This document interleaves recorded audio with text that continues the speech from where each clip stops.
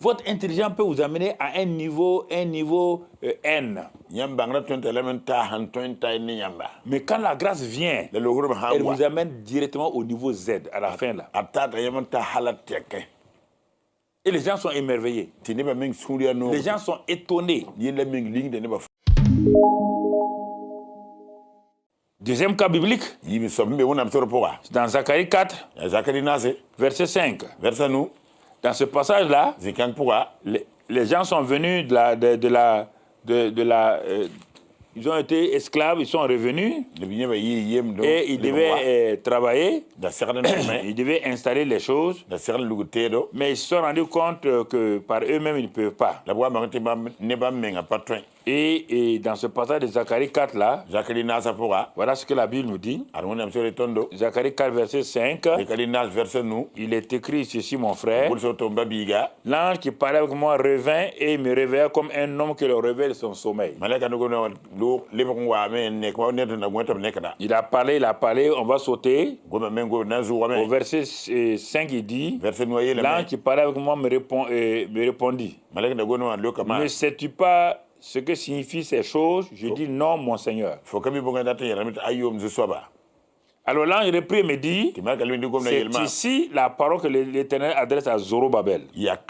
Ce n'est ni par la puissance, ni par la force. C'est par mon esprit, dit l'Éternel des armées. Qui es-tu, grande montagne? Devant Zorobabel. Tu seras aplani. Il posera la pierre principale au milieu des acclamations. Quelle acclamation? Grâce. Grâce pour elle. Ce deuxième aspect, c'est quoi? On a vu Ruth, Naomi.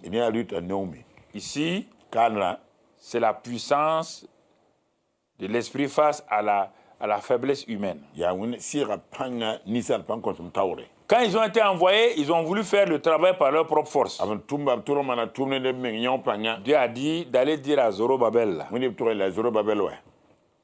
ce travail-là, de Sion, de l'église, du ministère, ne peut pas se faire par votre propre force. Ce n'est pas la puissance humaine, ni la force humaine. Il faut quoi? Il faut proclamer la grâce. La grâce est une puissance aussi, mais qui est liée à l'Esprit de Dieu. Ne vous appuyez pas sur votre puissance, ni votre force, ni votre intelligence. Ça, c'est très important. Ne vous appuyez pas sur ça, jeunes gens. Votre intelligence peut vous amener à un niveau N. Mais quand la grâce vient, elle vous amène directement au niveau Z, à la fin là. Et les gens sont émerveillés. Les gens sont étonnés. Il dit non. Il faut proclamer seulement la grâce. Grâce, grâce. Ah bon? Face à vos obstacles, face à vos montagnes, Dieu vous dit, proclamez la grâce. Invitez la grâce de venir dans votre situation. L'Esprit de Dieu, l'Esprit de grâce est prêt pour intervenir dans chacune de vos situations. Elle est prête à venir à votre, il est prêt à venir à votre secours, l'Esprit de grâce. Il est prêt à venir vous aider. Mais si vous le négligez, si vous le laissez de côté, vous allez essayer par la force, vous serez épuisé et vous serez fatigué. Rien de bon n'en sortira. C'est pourquoi il y a tant de chrétiens découragés. Quand vous les voyez, ils marchent. Des jeunes qui sont bossus, dossus, ventrus. Quand il y a quoi, mon frère?